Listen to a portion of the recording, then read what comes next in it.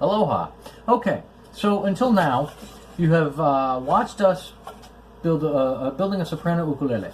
So we have, in turn, bent the sides, put the top on, and mounted the neck. Now I've gone and I've mounted the fretboard. So what we need to do today is we need to determine our positions for mounting the back braces on. Okay. Now the back braces need to be created, cut, and mounted to the board. So what we're going to do first is we're going to cut the back braces. So here's our forming jig. So this is for a shallow body. This is an insert for the shallow body. So it's basically just a cutout for the neck to hold where the neck is here. And again, note that we've got our 12 frets available. Okay. So this basically, I've already done the measurements for this. This keeps the neck mounted in here and keeps it square while we're working on the ukulele. So you can see again, square and square. This lets me to adjust the sides in and out. Took me several ukuleles before I figured out this jig. But now that I figured it out, we're good to go. Okay, for a soprano ukulele, we don't usually use 3 braces. 2 braces is sufficient for the back. As you can see, I'm making 2 braces here. Okay, with a concert, we usually add a 3rd brace across here, same as we do on the soundboard. Not for the back. So we need a brace here and a brace about here. We're basically bracing up the back of the ukulele. We could add a 3rd brace. There's no harm in that. It just stiffens the back up, and which is fine. We could also add a spline brace that goes up the center. That would be a slightly wider piece of wood and go right up the center like that. I don't typically do that, so I'm going to stick with the 2 back braces. This is a small enough area.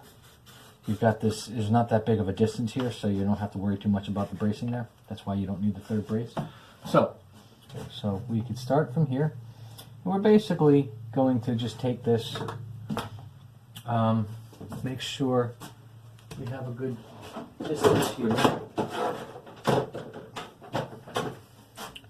And we're even distance is what we're looking for from the from the top of the ukulele, which is going to be looking for the widest point. Make a mark. Okay. On the other side of the nut of the block, bring it to that mark. Just basically going back and forth from either side until I have the same amount of the mark visible. Okay. Now we're going to mark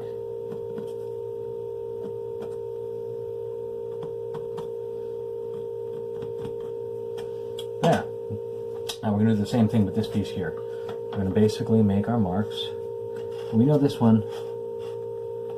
We can just kind of line it up here like that, and we have a mark there already. Mark. Mark. Mark. Okay, so we make our marks. So this is where my 2 pieces are going to go. I'll put my measurement sticks back. So if I don't, I will lose them. And I will go ahead and cut these pieces. But before I cut the pieces, what I'm going to do is I'm actually going to cut out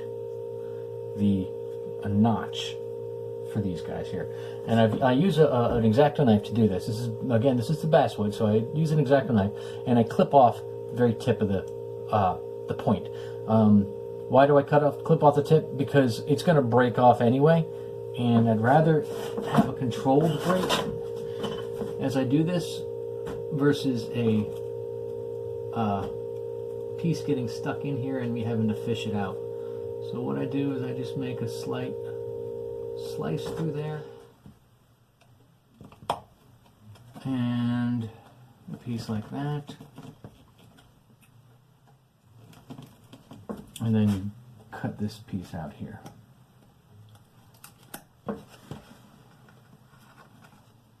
Clean it up.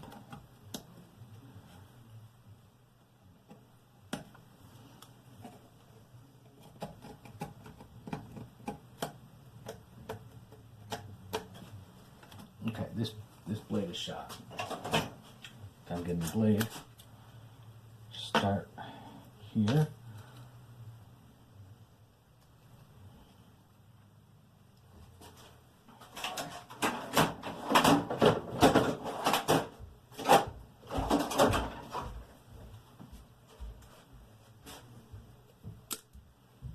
Cut the tip off.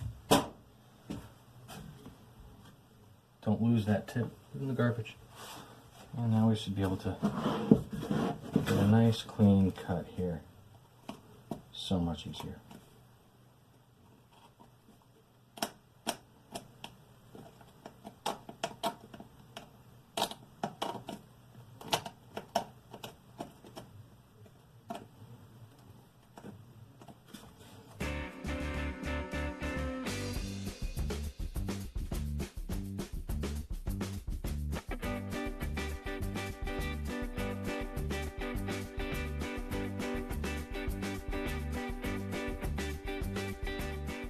What I like to do is take this piece here, drop it right into the piece, into the lining, and then mark it.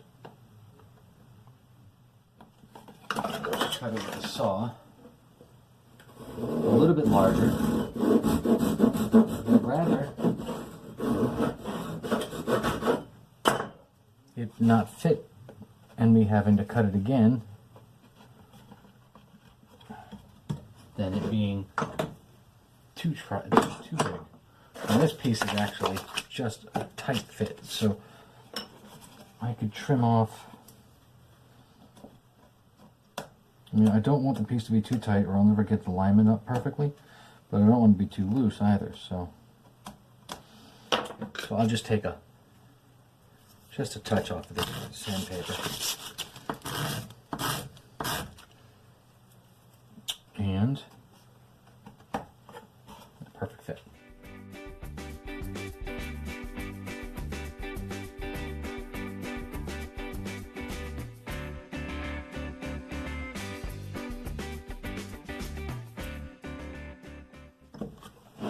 We will need to mark our tapers and do the same thing we did with our other tapers and taper them down.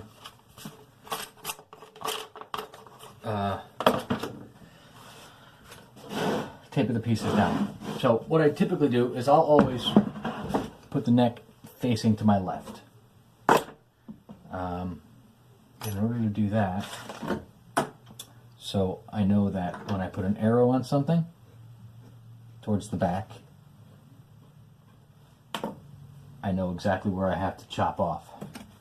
This piece splintered on me here, so this is actually what I want to cut off.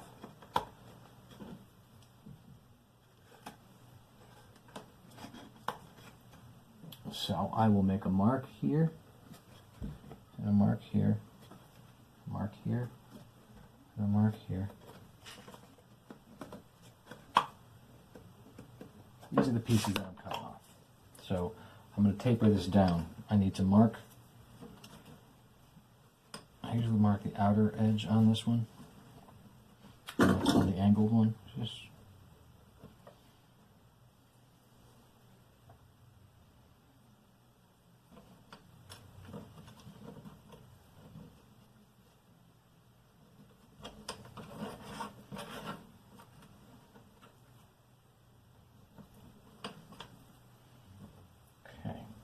this is going to make sure this is going to fit.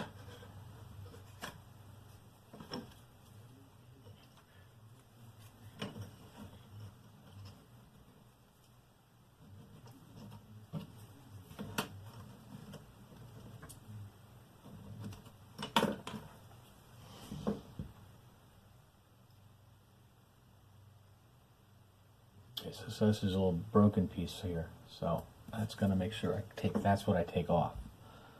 So this is actually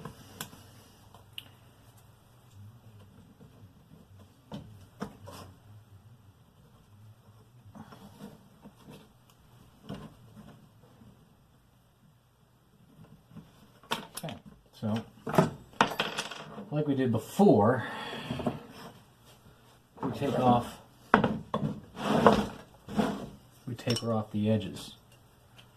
But this time, we're aware of our marks, of our height marks.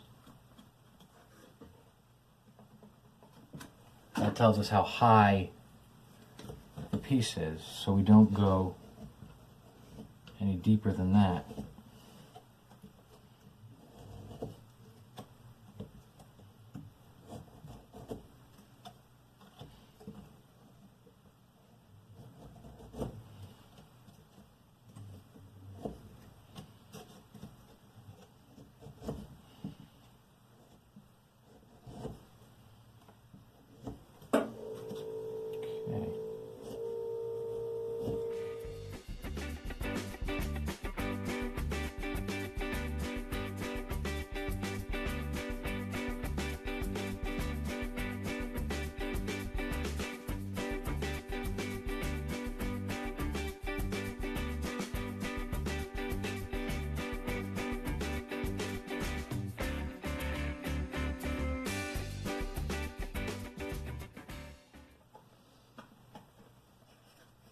Perfect and perfect. So that's nice and smooth there.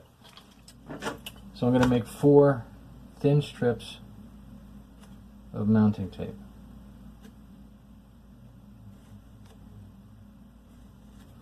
And I'm going to stick them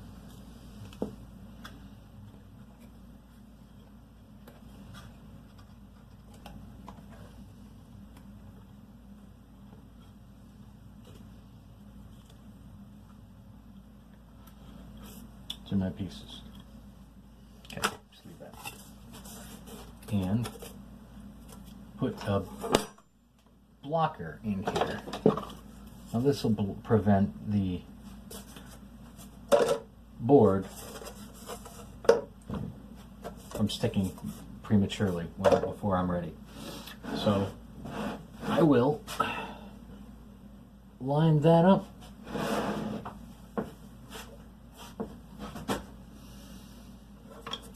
Can't see. There's my mark. So I'll line that up with my center point. Get that lined up. It's a back and forth kind of thing. You want to, every time you move it, the front end's going to want to move. So, there we go. Okay, lined up. And I just unlined it. So,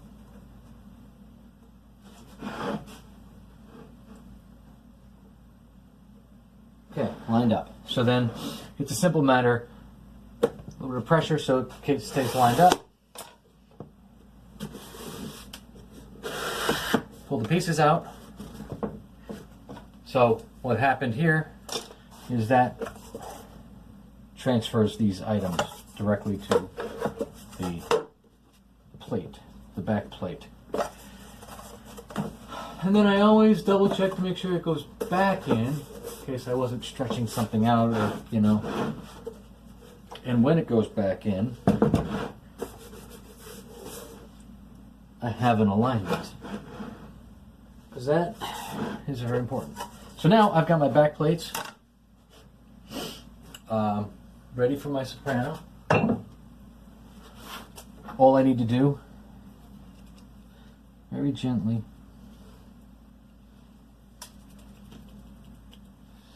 make a mark.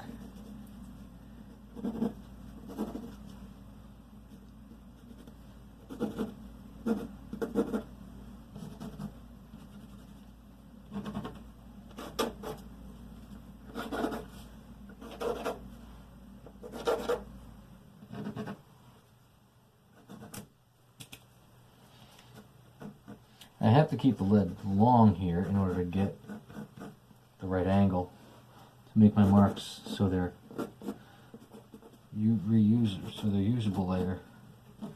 In order to do that, I tend to break the lead. So now this arrow was from before. So now just see if I pop this off here like this. The arrows tell me where things are, and now I could remove the tape.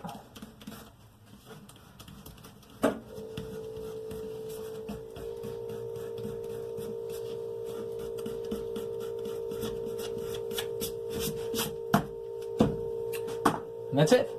So we'll glue this up later. As soon as my box is ready, my pressure box is in the middle of a glue up. We'll glue this up later, and we will be ready to mount the back next time we see you. Okay. Aloha.